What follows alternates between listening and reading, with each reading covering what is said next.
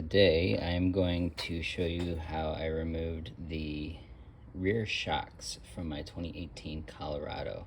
This one's all-wheel drive, four-wheel drive with the Z71 with the 3.6.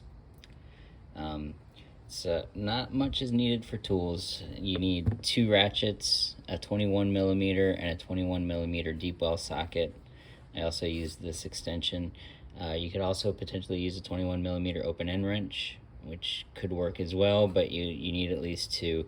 I also used a breaker bar. It's just the handle for my jack to get a little bit more length on the wrench if these things are pretty tight. Maybe some PB blaster.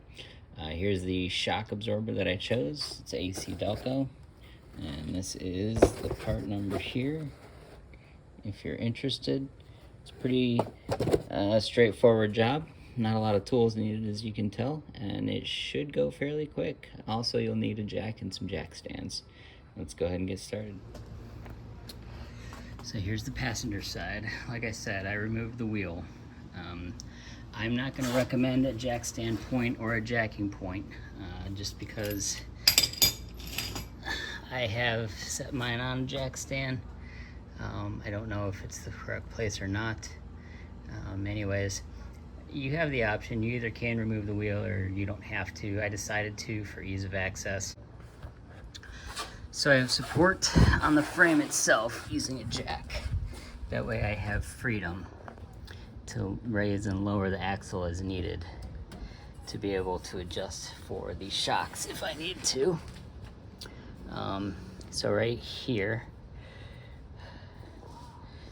is your bottom. Again, they're both 21s, and same for up here. You only need to loosen this one. This is just a square nut as part of this bracket, so it'll come loose because that's welded on there. So you only need the 121mm here. Get that loosened. Okay, so I have my ratchet on the 21.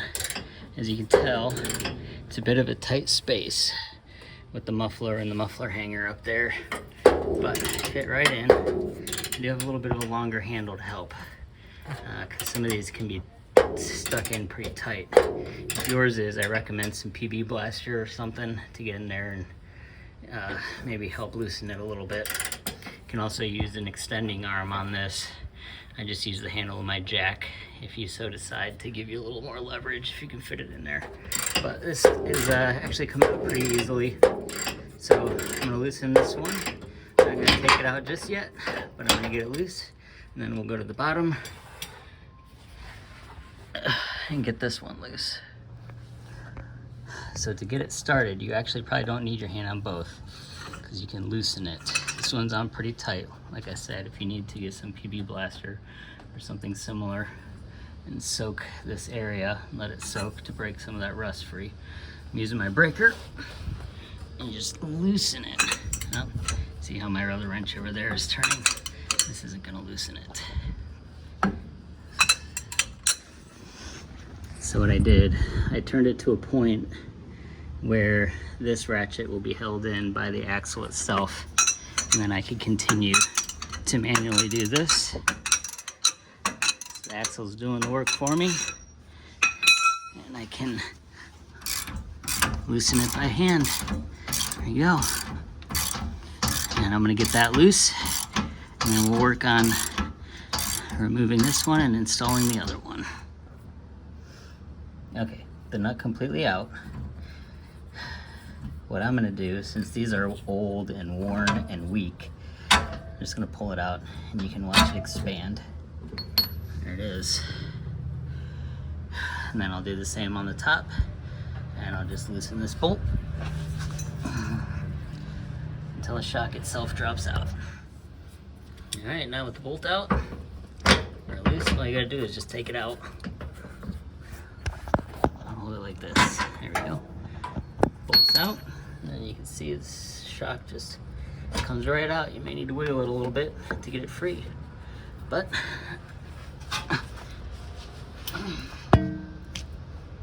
it's out, and we're ready to install the new one.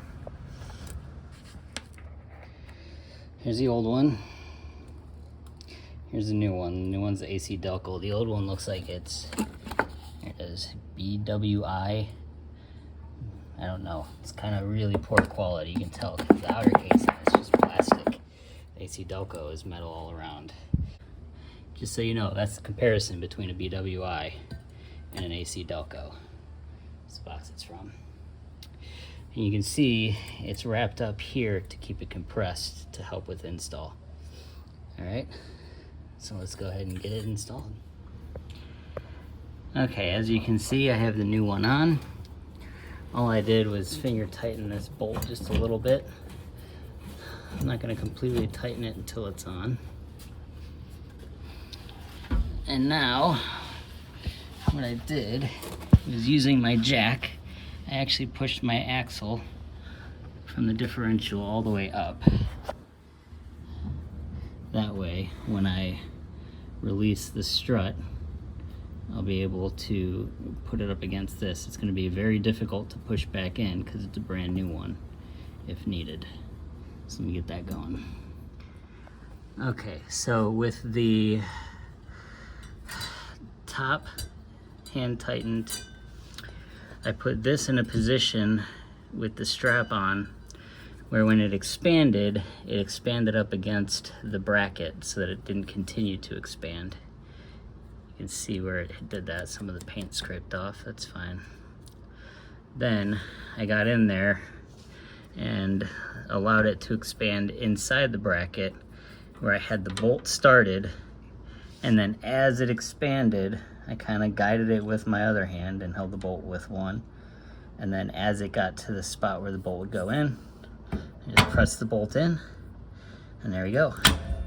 Now we're gonna put the nut down on this side. Okay, dang it. All right, and the strategy for tightening this is the same as loosening it. Actually put this one up here so that it holds it. You don't want to completely tighten it like that though. What I've found for tightening the top one is 85 pound-feet of torque. So I'll get my torque wrench and I'll tighten that one down to 85. And then I also see that 118 was the torque for the bottom. That seemed to be true for Silverados. I don't know if that's true for the Colorado or not. That's kind of high. I'm tightening both to 85. Just come back if you do 85. Make sure everything's still tight and snug. 118, I just don't want to over compress anything unless I can find confirmation somewhere of that torque. So torque, use the torques I just said at your own risk, but those are what I found is 85 for the top, 118 for the bottom. I'm going 85 for both, and it's the same strategy for tightening it. You got to get two. Got my torque wrench and I got my regular wrench, and they just go against each other until it's torqued down. I've actually already replaced the driver's side one. I did have the wheel completely off to do it, but it was pretty simple. It's a 21 millimeter bolt. For this one, all I used was my ratchet, my socket, loosened it. Same thing with this one down here. I actually had two. I had a 21 millimeter deep well that you can see, and the 21 millimeter regular.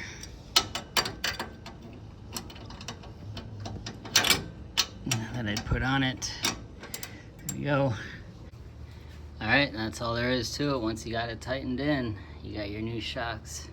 Put your wheels on, lower your truck. Good work. Remember to like and subscribe.